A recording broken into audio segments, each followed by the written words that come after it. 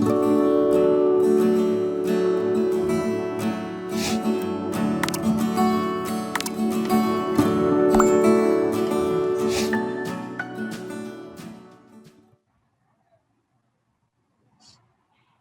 pessoal, eu vou começar, que a gente já está na hora, já são 7h05.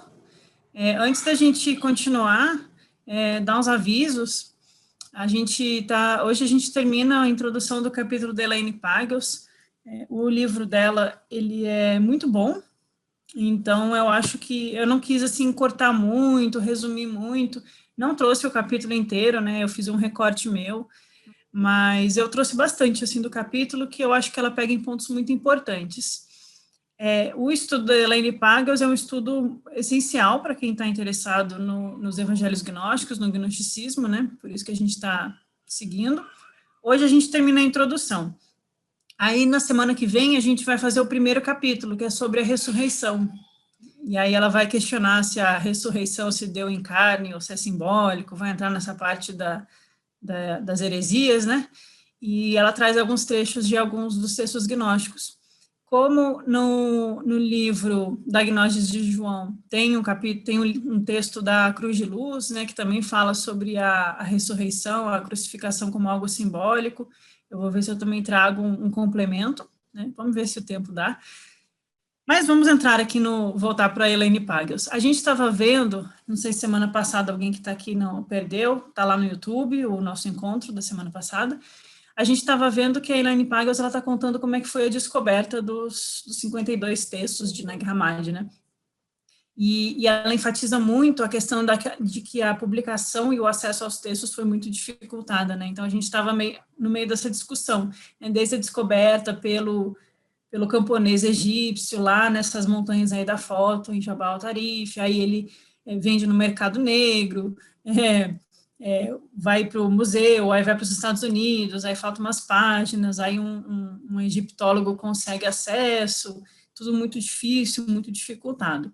E aí um dos primeiros, né, que tem acesso, e aí eu vou continuar agora a partir de onde a gente parou, um dos primeiros que tem acesso a esses textos, as fotos dos textos, nem ele vai até o Museu do Cairo no Egito, ele começa a conseguir ver o que está lá escrito, né, ele lê, são as palavras secretas do Evangelho de Tomé,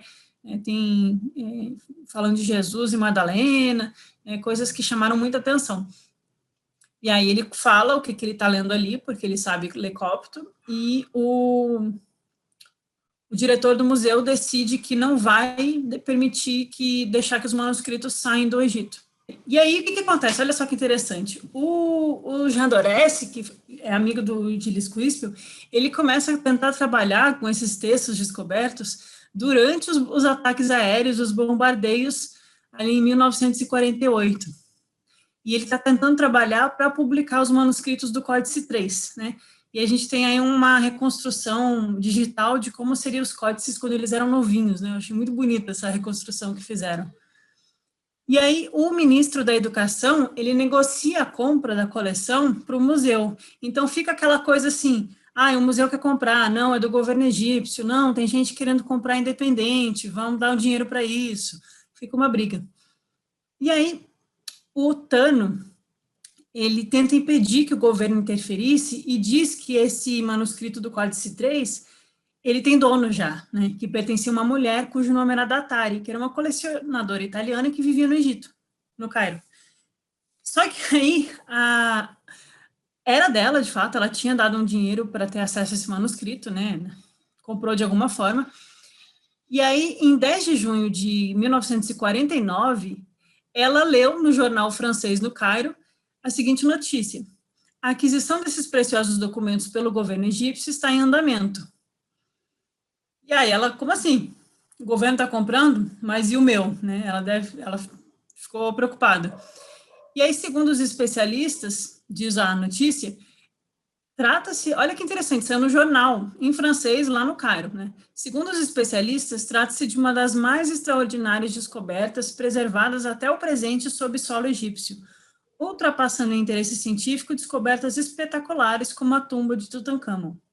Eu não sei se dá para a gente dizer que a descoberta de Nag Hammadi ultrapassa a espetacularidade da tumba de Tutancâmon, Mas o fato é que o jornal, na época, em 1949, está comparando essa descoberta em grau de importância nesse nível, né? Então, vocês imaginam como isso começou a despertar o interesse internacional, né?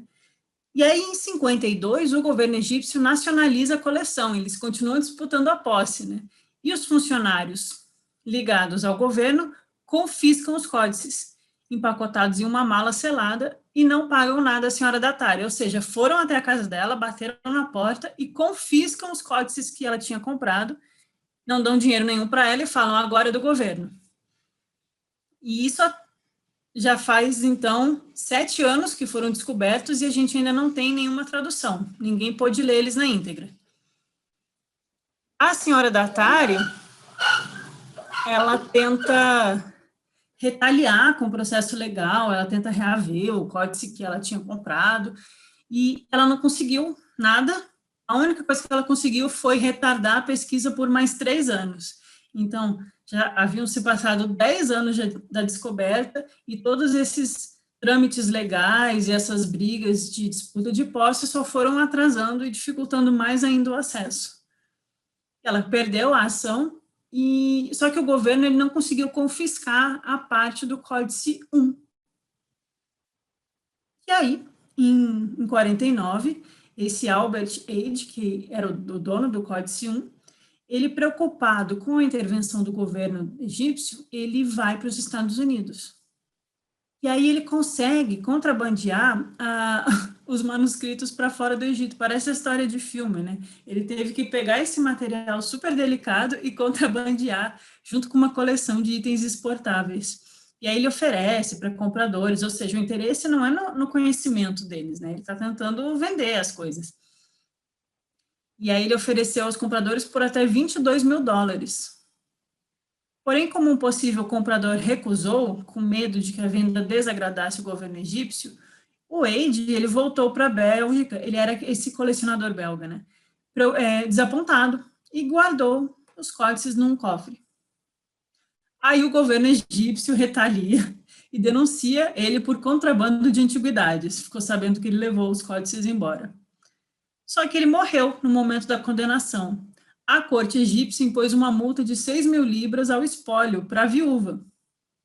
E, enquanto isso, a viúva consegue negociar em segredo a venda do códice de Nag Hammadi com arrematantes rivais. E aí, nessa negociação com a viúva do colecionador belga, que não conseguiu vender, que foi acusado pelo governo egípcio, foi nesse momento que o Gilles Quispel consegue pressionar a Fundação Jung em Zurique para comprar.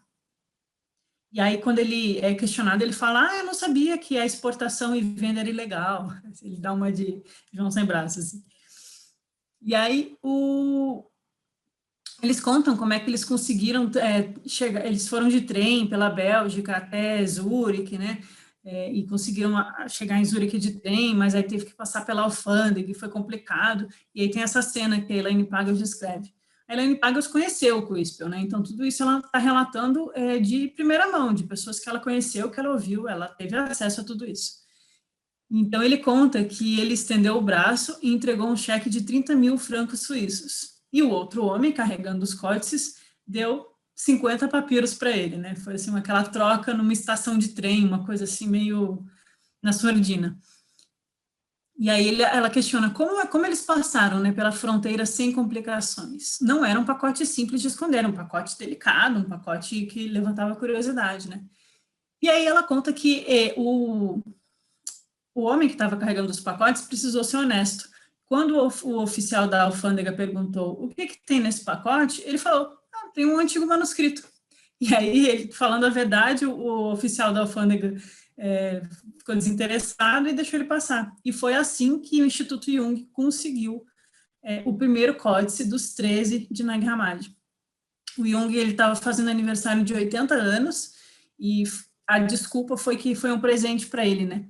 Mas, na verdade, a gente vê que tinha muitas pessoas pressionando para eles conseguirem comprar, porque o Instituto Jung era uma organização, assim, na Suíça, né, mais livre, tinha mais liberdade para trabalhar, para traduzir, para dar acesso para as pessoas, e o Jung tinha interesse, né, nos manuscritos gnósticos.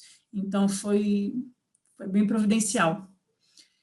Então, uma vez estabelecida a posse dos manuscritos em 52, uma dúzia e meia de códices no Museu Copta do Cairo e grande parte dos outros 13 num cofre em Zurique. Os textos, então, se tornaram, nos 20 anos seguintes, né, de 52 até 72, eles se tornaram foco de profundas rivalidades pessoais entre grupos internacionais de estudiosos competindo para ter acesso, né? Quem vai ler primeiro, quem vai traduzir primeiro, quem vai levar o nome como o primeiro tradutor de tudo isso, coisas que acontecem no meio acadêmico, né? Que são bem chatas, mas a gente sabe que acontece. Aí eu trouxe de curiosidade para vocês qual foi o códice que ficou com Jung, é o códice 1, e ele tem esses 5 textos: a oração do apóstolo Paulo, o apócrifo de Tiago, o Evangelho da Verdade, que é bem ligado à escola de Valentino, tem uma linguagem valentiniana, e os outros 3 também, né, os outros 2. O Tratado sobre a Ressurreição, que a Elaine Pagels vai trazer trechos no próximo capítulo, e o Tratado Tripartite. São os 5 textos de Nag Hammadi que ficaram com o Códice de Jung. E todos eles estão hoje em português, né? É difícil de achar, a tradução é ruim, a tradução da Madras, e aos poucos a gente vai trazendo eles de outras formas, né? A ideia que eu tenho aqui para o nosso estudo é uma ideia a longo prazo, assim, eu sou capricorniana, eu olho lá no alto da montanha e a gente vai diligentemente seguindo até chegar lá. Então, é uma ideia grandiosa, assim, mas é a gente estudar todos eles, a gente terminar aqui o Evangelho de Tomé e já emendar outro, e aí a gente vai fazendo esse estudo, quem tiver interesse está convidado. Bom, isso tudo é só para narrar como o Instituto Jung conseguiu esse códice, né? Passando pela alfândega, de trem, aquela coisa toda. E aí, a Elaine Pagels conta que o Dr. Labib, ele assumiu a direção do Museu Copta. E aí é 52, não é 32, eu acho. E ele decidiu manter um rigoroso controle sobre os direitos de publicação. Então, as coisas ficaram mais complicadas de novo. A publicação da primeira edição definitiva de qualquer um desses 48 textos, né, que são 52, mas tem os repetidos, de qualquer um desses textos, sem mencionar toda a coleção, firmaria internacionalmente a reputação de qualquer acadêmico, qualquer tradutor. Então, por isso era muito disputado. Os poucos estudiosos a quem o Dr. Labib concedeu acesso aos manuscritos protegeram seus interesses e negaram permissão para os outros verem. E por isso também foi muito demorado, porque não tinha uma equipe de tradutores que nem teve nos manuscritos do Mar Morto, né? Eram indivíduos com interesses próprios, tentando numa corrida de quem publicava primeiro, né?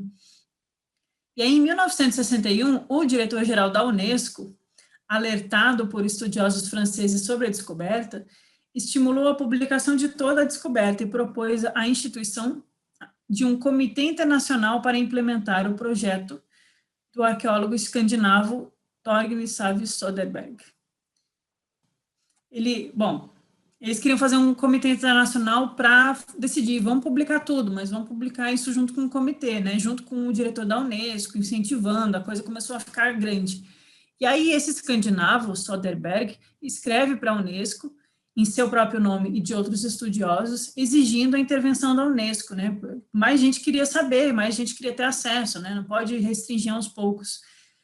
E aí, pedindo que a Unesco fizesse essa intervenção e preparasse uma edição completa das fotografias dos manuscritos, né? Já que eles não podiam ter acesso aos manuscritos, que fossem disponibilizadas fotografias, a fim de colocar à disposição de muitos pesquisadores em todo o mundo que estavam impacientes para vê-lo. E aí, então, em 72, então, em 45 foi descoberto. Já está aí mais de 30 anos depois, não, quase 30 anos depois, ainda nada de ser traduzido. Então, só em 72, o primeiro volume da edição fotográfica foi lançado.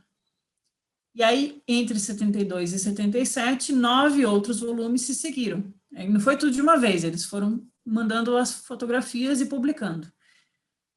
E aí, finalmente, os 13 códices entraram em domínio público. E aí a gente vai ter aqui a chegada do professor James Robinson. O James Robinson vai ser, junto com o Gilles Quispel, junto com o Marvin Mayer e a Elaine Pagels, mesmo, e esses outros dois, o Wolf-Peter Funk e o Paul Hobart, eles vão ser os mais importantes ali nesse início do acesso, da pesquisa, da tradução da biblioteca de Nag Hammadi. Né? Eles fazem o primeiro colóquio, o Congresso Mundial para Estudos do Gnosticismo e dos estudos da religião, né? E aí o James Robison participa, e é nesse colóquio, em 75, que eles definem o que é isso, esses textos, falam dessa descoberta, finalmente começa a tornar a coisa mais publicamente acadêmica, né? Então, a Elaine Pagels comenta, o professor James Robison, do Institute for Antiquity and Christianity, era o único membro norte-americano do comitê da Unesco. E ele que organiza essa equipe internacional para começar a copiar e traduzir o material. Né? Eles fazem uma força-tarefa. E aí, após a publicação de 2 livros técnicos sobre a pesquisa, né, falando sobre a pesquisa, a descoberta, o que é gnoses, o que é esses textos, por que eles estão em cópita, eles fizeram uma introdução assim, ao assunto, para estudar os manuscritos no Museu do Cairo e participar na Conferência Internacional do Estudo de Cópita no Cairo, que é essa conferência que eu estou falando. Então, o James Robison, ele vai para o Cairo, participa dessa conferência, eles discutem o assunto e aí eles montam essa equipe de tradução. Os primeiros a investigar os gnósticos foram seus contemporâneos ortodoxos. Aí a Elaine Pagels começa a trazer o conteúdo, né? Vai ficando interessante. Então, os primeiros a investigar os gnósticos foram os ortodoxos. Quem falou primeiro dos gnósticos? Foram Irineu de Leão, foi Hipólito, foi Eusébio. Aquela galera lá do século II, do século III, ano 200, ano 300. Então, esses foram os primeiros a falar, olha, tem uns grupos aí, a gente chama eles de gnósticos, mas aí tem uns que são desse jeito, outros que são de outro jeito. E para tentar provar, eles tentaram provar, né, que o gnosticismo, ele era essencialmente não cristão. Então, o interesse de Irineu, de Hipólito, era falar mal desses grupos gnósticos. Eles queriam provar que eles representavam o cristianismo, né, a única igreja verdadeira, a única que salva, e esses outros aí são não cristãos. E eles estavam certos, de certa forma, né? Inclusive, é muito interessante o debate que a Elaine Pagels faz sobre isso. Eles buscam as origens do gnosticismo na filosofia grega, que tem, né, na astrologia, nas religiões de mistério, na magia egípcia, e até em fontes indianas, né? Tanto que a gente viu um trecho aqui semana passada do Hipólito chamando os brahmanes hindus que frequentaram Alexandria de hereges, né? Isso é tudo heresia. Então, eles tentam, de certa forma, pulverizar os gnósticos, falando assim, isso é uma mistureba, é tudo coisa ridícula, confusa. Então, nos textos dos ortodoxos contemporâneos desses grupos gnósticos, eles enfatizam muito, de uma forma ridicularizando os gnósticos. Né? Eles falam dos elementos bizarros, eles fazem comentários jocosos sobre a mitologia gnóstica, como se os gnósticos levassem de uma forma literal e como se a própria Igreja Católica não tivesse também uma mitologia que, se levada de forma literal, também é absurda e bizarra. Então, a gente vê muito, até hoje a gente vê em alguns canais do YouTube, que às vezes o pessoal, vocês me mandam links assim, você já viu isso aqui? Às vezes eu olho. E às vezes eu vejo assim, alguém ridicularizando os gnósticos, chamando eles de bizarros. Olha só que bizarro, eles acreditam nisso, acreditam naquilo. Só que às vezes a mesma pessoa acredita, por exemplo, em criacionismo, né? Então, complicado, são só opiniões. Mas o fato é esse, que Tertuliano, Irineu e tal, eles zombam dos gnósticos por criarem essas cosmologias elaboradas, com muitos céus em múltiplos andares, como edifícios, porque a gente vê, né, tem as 4 luzes, que formam o reino dos 5, que é os 10, porque eles são cisígias, né, são duplas, que se complementam, e aí tem os 12 ohms, e aí tem todas as potestades, poderes, deuses. Então, assim, a estratégia da patrística, a estratégia da ortodoxia, lá nos primeiros séculos da formação da igreja, era a estratégia de ridicularizar, de chamar de bizarro, de falar que é absurdo, de falar mal, né? Porque eles também não tinham acesso a chaves de interpretação. Então, na verdade, eles não estavam entendendo nada. né? No meu ponto de vista, eles não estavam entendendo nada e eles estavam defendendo os interesses deles. É só uma briga de narrativa aqui.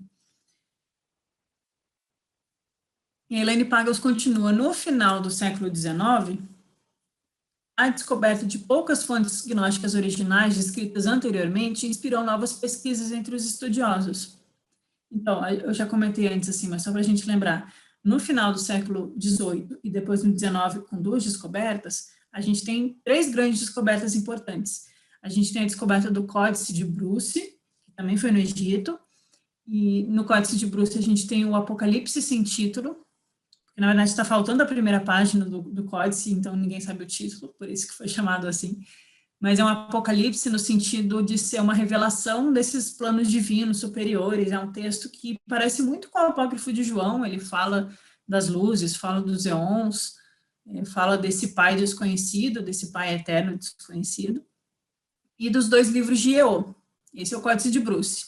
São três descobertas, né? Temos uma aqui. A outra é o Códice de Berlim, que tem uma cópia do apócrifo de João, tem Sofia de Jesus o Cristo, tem o apócrifo de Pedro, se eu não me engano, e o Evangelho de Maria Madalena, 4 textos gnósticos, no final do século XIX.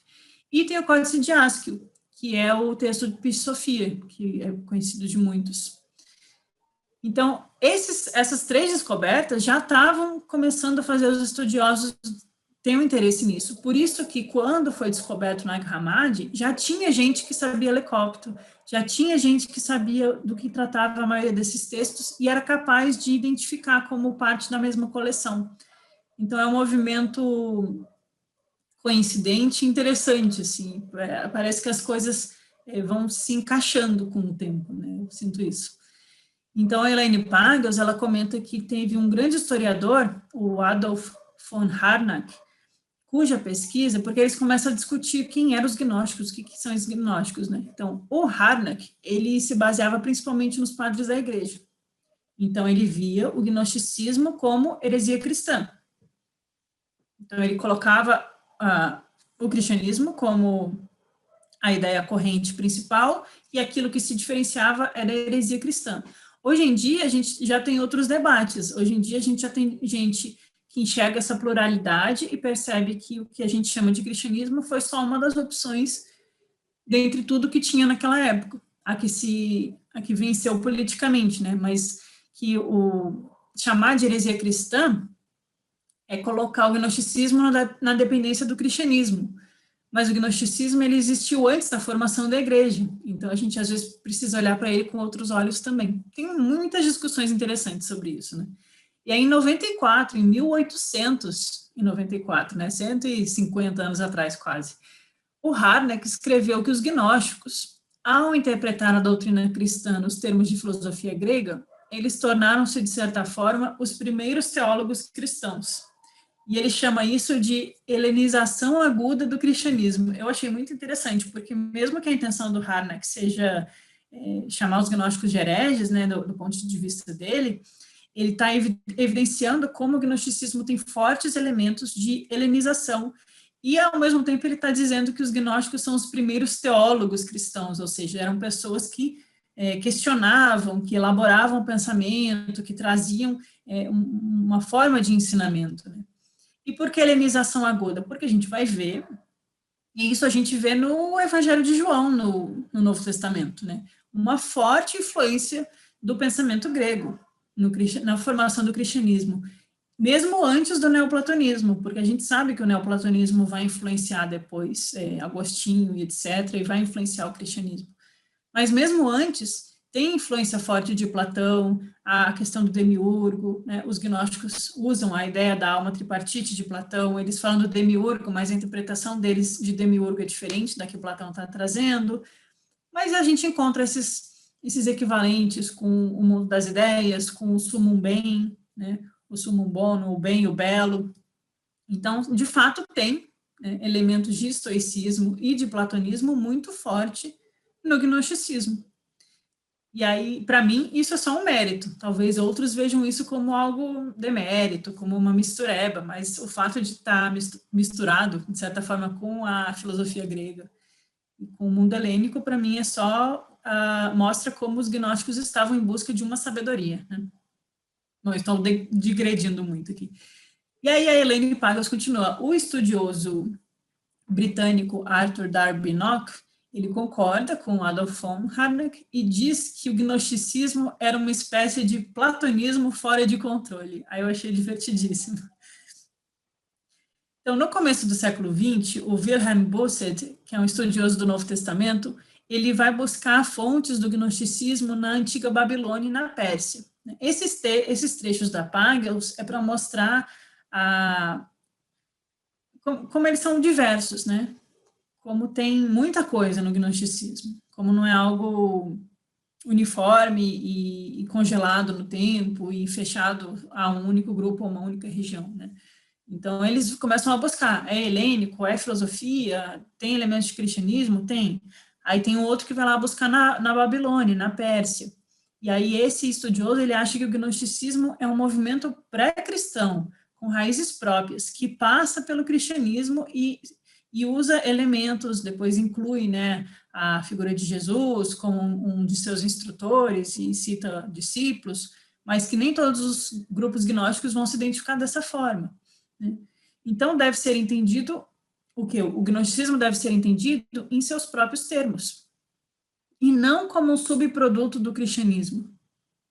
Se o cristianismo oficialmente começa a surgir por volta do ano 200, e aí que os dogmas começam a se firmar, e só na época de Constantino a gente vai ter uma estrutura completa, o gnosticismo ele é anterior, né? Então a gente precisa entender o gnosticismo antes do cristianismo, enquanto religião ortodoxa formalizada, né? E por isso, inclusive, a gente pode ter, a gente consegue ver a riqueza do gnosticismo, né? E aí a Elaine Pagels continua. O filólogo, sempre tem os filólogos. Richard Heisenstein, ele concorda com esse ponto, né, de que o gnosticismo não deve ser visto como um subproduto do cristianismo, ele não existe para concorrer com o cristianismo, ele não existe como decorrência do cristianismo, ele é pré-cristão e existe ao mesmo tempo que o cristianismo surge enquanto religião organizada, né? E o Heisenstein, ele continua a argumentar. Ele diz que o gnosticismo provém de uma antiga religião iraniana e foi influenciado por tradições zoroastrianas. Outros, como o professor Friedlander, sustentam que a origem do gnosticismo era o judaísmo. Os hereges atacados pelos rabinos no século I e II, disse o Friedlander, eram judeus gnósticos. Ou seja, vocês veem a confusão? Os acadêmicos não concordam entre si. A gente vai ver os textos, tem sim muitas diferenças entre eles, mas também tem muitos elementos em comum. É legal a gente ir estudando texto por texto, que a gente vai vendo, olha, eles estão dizendo isso, aí a gente vê outro, esse aqui está dizendo isso, onde é que parece, onde é que difere? Mas a gente vai encontrando, de fato, esses diversos elementos. Então, eu trouxe aqui essa imagem da Sefirot com os 4 mundos aqui da árvore da vida, né, o Atzilut, Beriah, Yetzirah e Asiá. Foi uma imagem que estava aí no Facebook, no Google, nem lembro de onde eu tirei. Mas mostra que, por exemplo, que eles têm, que tem gente que quando estuda Kabbalah faz essa relação de Asiá com o corpo material, Yetzirah, a psique, Beriah, o plano espiritual, pneumático, e o plano divino, né? E aí as sefiras vão se multiplicando e tem toda uma interpretação cabalista que não me cabe aqui entrar. Mas, assim, os gnósticos também vão falar, né, dos ilíacos, dos psíquicos, psique aqui, dos pneumáticos, e daquilo que está além de pneuma, porque só pertence à unidade, portanto, é divino. Dá para a gente estabelecer relações? Dá. Os gnósticos vão falar sobre a formação de um corpo de luz, que é aquele que se torna um desperto, um vivo, e se liberta das garras de Eldabaô, ele recebe uma veste de glória. A literatura da Merkavá vai falar da construção de uma carruagem celeste que te leva a ascender os planos divinos até Deus, né? Então, essa questão da construção de uma veste, de um veículo, também existe, né? Semelhanças. Então, a gente encontra ali nos gnósticos setianos uma forte influência da literatura judaica, mística, cabalista. né? As recalotos, palácios divinos, as Merkavá, a construção da carruagem, tudo isso aqui. Eu sei que a Cabala depois ela é um produto também do Renascimento, que o que a gente chama hoje de Cabala não é o que tinha na época do Zohar, de Simeon Ben Yochai, de Akiva, né? Para quem estuda isso, a gente tem que saber. Mas o fato é que existia uma literatura mística entre os essênios, existia uma literatura mística entre os nazarenos, e Jesus é uma decorrência disso. Então, se os gnósticos surgem antes, durante e depois de Jesus, eles estão inseridos nesse ambiente de esoterismo, na boa acepção do termo, né? E o que tem ali de zoroastrismo? Tem, quando eles falam daquela visão mais que o pessoal chama de maniqueísmo, né, bem e mal, que eu sempre pego no pé, mas eles falam do Ahura Mazda e do Ahriman, e aí tem o Deus da luz e tem o Deus das trevas. Isso também vai ter nos essênios, os filhos da luz e os filhos das trevas. A construção dos corpos sutis, quando Yodabao e os arcontes moldam o Adão humano e constroem a psique do homem, e cada parte do corpo corresponde a um defeito e uma virtude, a uma parte do corpo, e a uma energia, uma emoção. Essas construções que eles chamam dos daimones, a gente encontra também em fontes zoroástricas da Pérsia, esse tipo de literatura mágica sobre as forças e os poderes que constroem, né? Então, a gente entender que é realmente uma diversidade muito grande o gnosticismo, mas que o gnosticismo vai se construindo como um elemento próprio. Ele não é uma coxa de retalhos, né? Porque alguns vão dizer, isso é uma mistureba, uma coxa de retalhos, pegam parte de um e parte de outro, mas para eles, me parece que tinha uma lógica interna, né? Eles vão construindo um sistema a partir de ensinamentos que eles vão recebendo e assimilando. Então, a Elaine Pagels está só evidenciando a riqueza de tudo isso, né? Que realmente tem fontes helênicas, filosóficas gregas, zoroástricas, persas e judaicas cabalistas, místicas, né? Depois a Elaine Pagels vai comentar sobre o Hans Jonas, que ele é uma das maiores autoridades em gnosticismo na antiguidade não, no século passado. Porque o livro dele é muito bom, mas a gente tem que entender que é uma discussão datada, né? Ele escreve sobre os gnósticos antes de ter acesso a Nag Hammadi, né? Então, ele está partindo do pressuposto de análise da patrística dos ortodoxos, então ele tem a interpretação dele. Vale a pena a gente conhecer, mas eu não acho legal quando a gente se prende a ele, sendo que tem já muita coisa nova hoje em dia, né? Então, a Elaine comenta que o Jonas, ele sugeriu a emergência do gnosticismo a partir de uma atitude em relação à existência.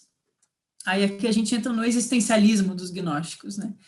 O Jonas, ele aponta a coincidência da apatia política e da estagnação cultural do Império do Ocidente nos 2 primeiros séculos dessa era, com o influxo da religião oriental na cultura helênica. Segundo a análise de Jonas, muitos nessa época sentiam-se profundamente alienados do mundo no qual viviam e ansiavam pela salvação milagrosa como saída para as pressões da existência política e social. Utilizando as poucas fontes disponíveis com critérios perspicazes, Jonas reconstruiu a visão gnóstica do mundo, uma filosofia do pessimismo sobre o mundo, combinada à tentativa de autotranscendência. Então, o Hans Jonas ele vai enfatizar muito essa atitude antimundo dos gnósticos, né? Que a gente pode tirar uma interpretação assim dos textos, tem alguns trechos que mostram uma atitude antimundo, mas eu acho pobre a gente resumir os gnósticos só a isso, né? Então, o Jonas, ele enfatiza muito e é engraçado porque ela coloca aqui, né, que era uma atitude existencial. Naquela época, as pessoas estavam se sentindo muito alienadas no mundo que viviam e queriam se libertar, estavam atrás de uma salvação milagrosa. E eu me pergunto, será que é só naquela época que a gente estava cansado desse mundo, né? Tinha uma estagnação cultural, uma apatia política, tinham injustiças acontecendo, as pessoas vendo as injustiças, mortes, inocentes morrendo, né? Sempre tem. E a gente vai estudar esse mundo antigo nessa época, com os imperadores romanos, realmente era uma coisa terrível, né? Hoje a gente pensa em política no Brasil, a gente tem 4 anos, às vezes 8 anos de um presidente, e a gente pensa como isso é terrível, às vezes, né, na opinião de alguns. Naquela época, a gente tinha imperadores que ficavam 30 anos, e aí o outro vinha e matava, e roubava o trono, e aí matava a própria esposa, e aí pegava a mulher do outro, e matava os filhos. Se a gente for ver as histórias dos imperadores romanos, é uma matação, assim, desenfreada. Então, assim, a sensação que as pessoas tinham naquela época, as pessoas comuns, ou as pessoas que buscavam uma atitude existencial de ir atrás de um sentido mais profundo da existência, buscar um conhecimento que liberta, uma sabedoria interior, certamente eram pessoas que viam tudo, toda essa política e essa matança e tudo acontecendo, a injustiça, e devia dar uma angústia muito grande, né? Então, o Jonas, ele questiona isso dentro de um conteúdo gnóstico existencialista, do tipo, eles estão vendo esse mundo e as instituições e os imperadores e as perseguições, e eles identificam tudo isso com os arcontes. Eles estão falando, isso aqui não me interessa nesse mundo. Esses poderes temporais é um poder de Aldabaoth. Essas forças de ganância, de matança, de poder financeiro, é a força dos arcontes impulsionando os vícios nas pessoas. Eu quero me afastar disso. Por isso, os gnósticos, eles são ditos aqueles que rejeitam o mundo, né? Eles não querem fazer parte dessa bagunça. E aí, essa vai ser a grande ênfase do Hans Jonas. Por isso que ele enfatiza muito o dualismo gnóstico, né? Mas o gnosticismo, a gente vê pelos textos hoje, tem outros elementos, né? Uma atitude de luta espiritual, luta interna, de transcendência, em busca de uma unidade interior, e reconhecimento do divino em nós. Então, tem coisas muito bonitas também, não só uma negação do mundo. Então, as descobertas de Nag Hammadi em 45 deram início, depois do Hans Jonas, né, como previa Doresi, a uma nova pesquisa. O que poderia esse precioso material nos contar sobre o gnosticismo?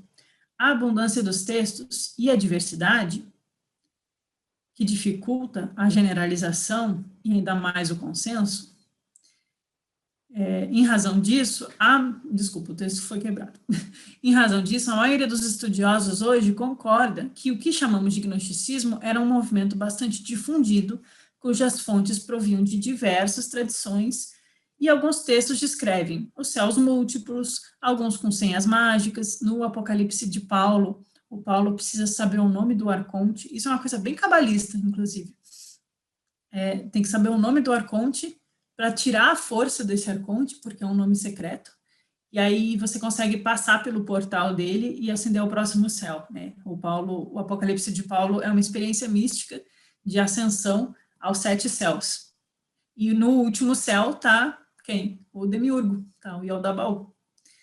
Então, está falando de iniciação, né? Senhas mágicas.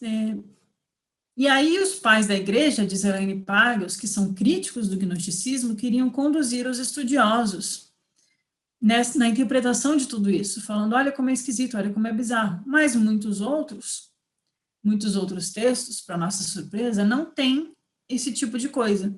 O que Elaine Pagels está dizendo tem textos gnósticos com uma multiplicação de céus, que é até um dos incômodos que o Plotino tem com alguns dos textos, né? Quando a gente diz que Plotino era contra os gnósticos, eu vou sempre insistir isso aqui, ele era crítico de certas interpretações de 3 textos específicos, 3 textos desses 60, 100 textos que tinham circulando, atribuídos a agnósticos, né? Porque, na verdade, não existe esse rótulo, né? Isso sempre tem que ficar claro. Então, o Plotino, ele reclama, os gnósticos, eles estão multiplicando as hipóstases. Na verdade, eles estão colocando subhipóstases dentro das mesmas hipóstases, mesmas realidades celestes, divinas, né? Então, tem textos que têm realmente estruturas que, para quem está lendo pela primeira vez, é muito confuso. Mas, às vezes, se você tem acesso a uma interpretação, pode fazer sentido. Mas a Elaine Pagels vai dizer, tem outros textos que são chamados de gnósticos que não tem nada disso, que são textos que falam sobre o destino das almas depois que morrem, são textos que falam sobre a importância de praticar as virtudes, né, ou que falam sobre a ressurreição. Então, os temas realmente variam muito. Grande parte da literatura descoberta em Nag Hammadi é claramente cristã. Alguns textos, no entanto, têm pouca ou nenhuma influência do cristianismo. Poucos procedem, em particular, de fontes pagãs, e podem nem ser gnósticos. Às vezes são só textos de fontes pagãs, como o Corpus Hermético, que estavam misturados ali junto com a mesma biblioteca. Então, a gente tem que ter muito cuidado do que a gente está chamando de gnóstico ou não. E essa vai ser o grande debate de hoje em dia. E outros fazem amplo uso de tradições judaicas. Por isso, a gente conhecer um pouco das tradições judaicas ajuda, inclusive, a entender o contexto desses gnósticos. O Quispel, ele propõe... Ai, de novo que eu fiz isso. A origem do gnosticismo é a provável experiência do eu universal projetada na mitologia. Aí é uma visão bem junguiana, inclusive, né? Que essa mitologia gnóstica é uma forma de fazer tocar o nosso inconsciente através do símbolo. Porque a grande sacada do símbolo é que ele não precisa ser explicado racionalmente, ele acessa aspectos da nossa mente que são mais sutis, e que às vezes a mente concreta não dá conta de explicar. O que é diferente da gente ter um uso submental, não é só assim, eu vou sentir, eu vou ter uma vivência, que eu vou ter uma experiência, mas às vezes você está embotando a sua mente e você está preso ao plano psíquico, né? Então, a questão do mito é fazer a mente acessar o símbolo e transcender, chegar a uma experiência desse conhecimento interior da mente divina, né? O Jonas, ele oferece um esquema tipológico para descrever o gnosticismo com um tipo específico de concepção filosófica do mundo, que é o que a gente estava discutindo aqui, essa visão dualista, né? E o estudioso, a Elaine Pagel está dizendo como o pessoal pensa ainda, tá?